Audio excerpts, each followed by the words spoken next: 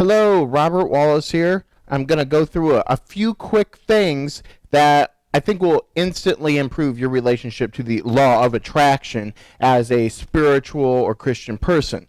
The reason why I place the emphasis on the subject matter is because a lot of people in the subject matter of The Secret, the law of attraction, metaphysics, this whole genre, find themselves spiritually conflicted. And, aside of that, it helps to know the ancient spiritual scriptures that support this idea, because it helps you to activate it easily in your life. It helps you to understand from a different angle with a different vernacular the concepts that you're taught as you are trying to gather in all the information you can on the subject of the law of attraction. So let me go through a segment real quick, tell you about myself. My name is Robert Wallace. I've been a Christian for my lifetime, and the subject matter was provocative to me when I first came into it. Now, admittedly, when I first got into the subject matter, I was driven primarily by making my life more comfortable and attracting things that will make it more comfortable. And as I got deeper into it, I realized that to really make the sorts of adjustments that a person has to make in order to get the results, it became necessary to change my inner man, the way I thought, the way I perceived the world, my relationship to the Creator, and so on and so forth. And as a result, I began to look all over, not just from these metaphysical authors, but from all religions, the Bible, through Buddhism and all sorts of different places. And I tried to find support and clarification for these concepts. And you know what? What I found out was it's been under my nose the entire time.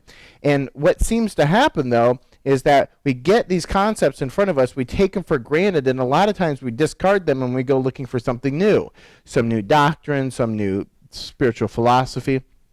And what ends up happening is a person can miss the whole point of their spiritual journey, of the help that has been already given them, because of everything else that's in there. So they don't understand this story or that, and so they decide to discard all this wisdom that actually is the backbone and really makes it a living spiritual philosophy, something that can be applied and really mean something to you. So let me get right into it.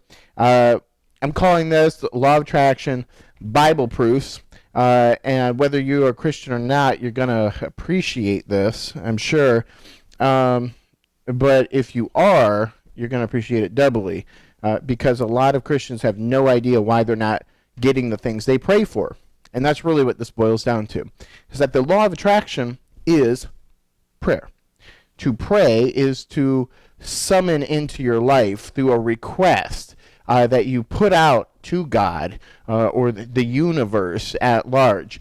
Matter, energy, space, and time being the components of this universe, which is really who Jesus is. In the beginning was the Word was with God, and the Word was God. And nothing that was created without Him. And so, of course, I butchered that a bit, because that's not exactly how it goes, that latter part. But all things are created through Him. Now, our relationship to matter, energy, space, and time are significant, because if we don't understand what everything is made out of, energy and the atoms and the molecules and the structures and then the forms that they seem to take, then we might go about this whole visualization process or expectation a little bit amiss, or with such a wide expectation, not knowing which way it's going to come from. But as we see, this hologram that we live in isn't that far off from the dream worlds that we go into when we sleep, and we see how things can instantly manifest there. And so we understand the nature of matter, energy, space, and time, and how it relates to our thoughts and our frequencies. So in Mark 11:22 through 24, we read, "And Jesus answered them, 'Have faith in God. Truly I say to you, whoever says to this mountain, be taken up and thrown into the sea, and does not doubt it in his heart, but believes that what he says will come to pass, it will be done for him. Therefore I tell you, whatever you ask in prayer, believe that you have received it, and it will be yours.'" So this goes right back to asking without the doubting component trailing behind it. And then it happens. And this is so. I've evidenced it in my life, and many have, and you can too. But most of the time, people miss that part, believing that you have received it, or with no doubting. That part goes out of the head. So Proverbs 18:21 says, "Death and life are in the power of the tongue, and those who love it will eat its fruits." Yes, what you say, you'll essentially get. Now, we're reminded in the movie The Secret that the positive thoughts have many more times of an effect than a negative thought. Being of a lower vibration, they have a lower power behind them, which requires a lot more of their efforts to manifest or equate to what happens in the positive realm more effortlessly or more instantaneously. So it's important to recognize that if you're complaining about a situation, if you're disparaging, if you have a negative disposition about a thing, you're going to tend to attract that. Even if it is negative, it will eventually come to you if it's coming off your tongue. The tongue. That sounds like a whole different discussion. "And whatever you ask in prayer," Matthew 21:22, "you will receive if you have faith." That's Matthew 21:22, "And whatever you ask in prayer, you will receive if you have faith." So the subject of faith, as extrapolated in the Bible, faith is the belief in the things that are not seen, and it's the power for the promise of what you hope to have manifest. So what does this mean? Your expectation is vital. So if you have this belief that it will come to pass, whether you like it or not, it's going to come to pass. And I've worried things, believing they're going to happen. They do happen. And then I'm either saddened because I didn't take heed and reroute my thoughts, or I'm glad that my thoughts were listened to and they did manifest. In Matthew 12:34-36, we read, "For out of the abundance of the heart," now I'm skipping into this because Jesus is talking to the Sadducees, saying, "You brood of vipers, how can you speak good when you are evil? For out of the abundance of the heart the mouth speaks. The good person out of the good treasure brings forth good, and the evil person out of his evil treasure brings forth evil." So this taps into that heart of what I began to realize when I got into the subject matter, and that is whoever I am internally is going to affect what I am going to be surrounding myself with. The people, the events, circumstances, things of that nature. So it's vital that you cultivate a more pure inside person, a thought life, spiritual knowledge, cultivating wisdom and understanding, compassion, patience, and then looking at the idea of the knowledge that you're given so that you can see the wisdom in it. The wisdom is really the application of knowledge, or the application of knowledge is wisdom. And so if you're looking on a deeper level in introspection, you're going to start to see broad horizons of consequences that most people are not going to perceive. In fact, it is very difficult to articulate some of the broader understandings of wisdom. It's almost impossible to articulate it because wisdom really needs to be experienced. So, again, that goes back into cultivating your inner self. This power, that's why when somebody studies this information, the first time they watch it, right, what are they manifesting? A lot of people don't manifest anything really in particular on purpose. They pray and the prayer doesn't seem any more answered. It's because it's like tying a shoe. You can't watch a person do it once and get it. You have to you have to practice it yourself, and then you get it, then you get adept at it, and you can start to do, fun tricks and tie it in different ways. And so likewise, it's important that you internalize this information, because so much, it's like a camera lens. A really good camera lens has multiple lenses actually within it in order to optimize, and each one of these lenses might be akin to a different understanding, a level of patience, a level of righteousness, a level of purity that is maintained, a level of discretion in what a person is asking for, a level of discernment. And because of those different lenses coming together, you get a very fine focused view. And if you're missing some of the pieces, you might get a staticky sort of unclear manifestation. So you might say, oh, like a car. And then because you're missing some of these lenses and understandings and you're not really oriented the best, you might get a car. It might be a Matchbox car, though, And so as you start to get clear about what you think and feel on all these levels, it will make sure that your thoughts are heard more soundly and more crisply and sharply.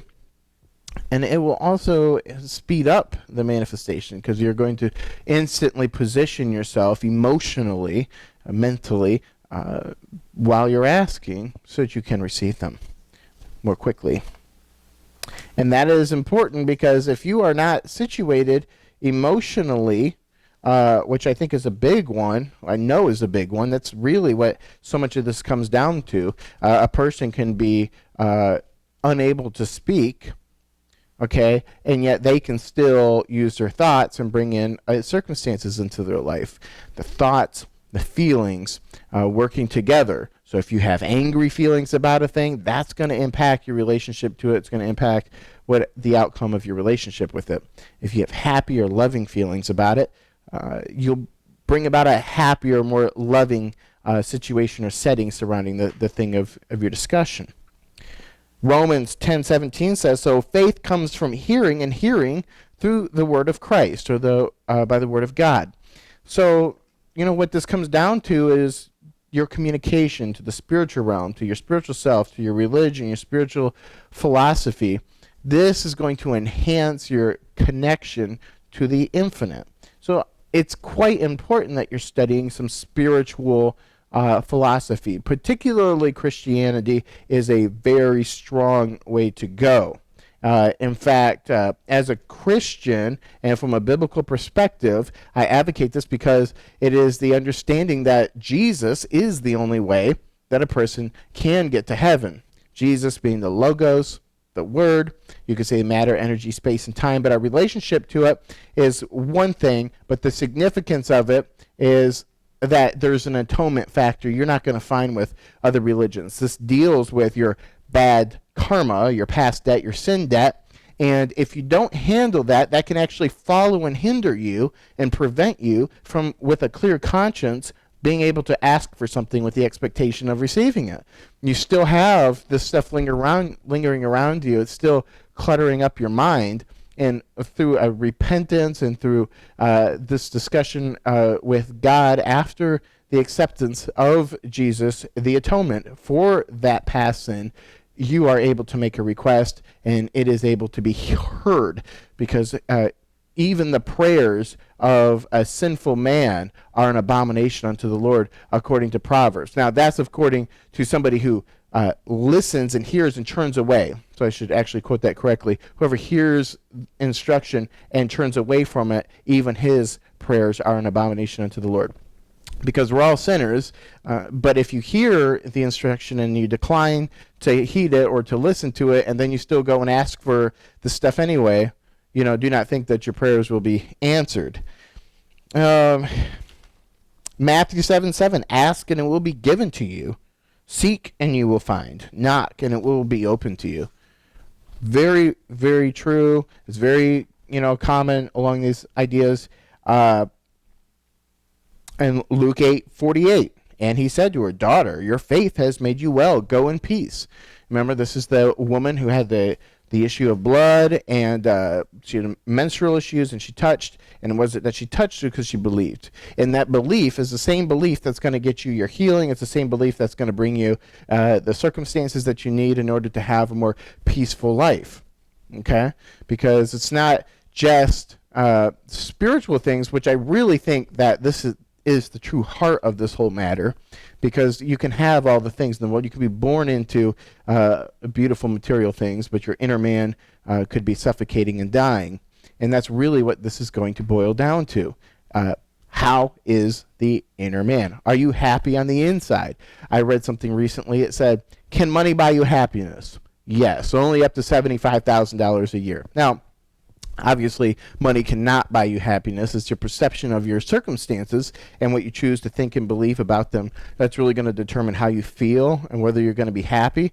But their point is you'll have your needs met. And God doesn't forsake the righteous. If you look on the poor, if you don't turn away from them, he'll never forsake you. So if you keep the spiritual precepts or laws, then you will be cared for, your needs will be met, and it's like the word says, I've never seen a righteous man's begging for bread, or even his son begging for bread, So God will take care of you, but you need to take care of that inner man first, and all this other stuff will fall into place. So for a lot of people, the priority is things and then spirit. It needs to be spirit and then things. Because you create these anchors that are going to keep you out here, and as soon as you manifest something, what do? You're going to go run to them, and you're going to expect them to keep you satisfied, but as soon as you have that new car or that new home, it's just a matter of time before it becomes a little less fulfilling, a little less sensational and exhilarating for you. And you think, well, I'm okay with that as long as I'm in the house in the end of the story. But you can be in the biggest house in the world, and if your soul still isn't right with God, you are not a happy person, and you're lost even if you delude yourself with all of your possessions. So again, it's really important that we consider this true starting place, the inner person. Anyway, now those are just a couple of the verses because of this particular listing that I've brought together just to kind of jog my memory about some things. But the Bible is very clear about asking and receiving. Knocking and you shall receive, asking with no doubting. Call a thing as you wish it to be, and it will be. So the power is in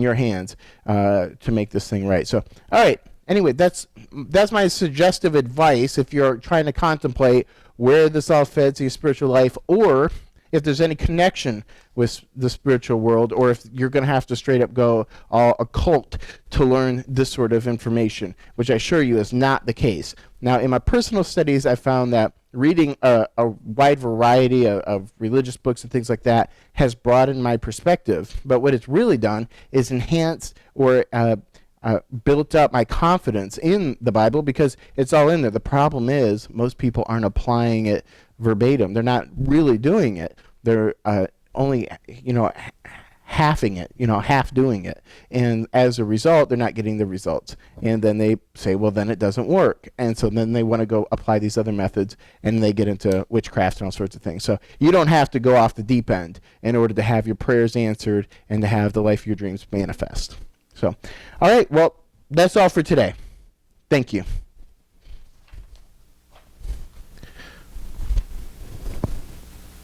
Thank you.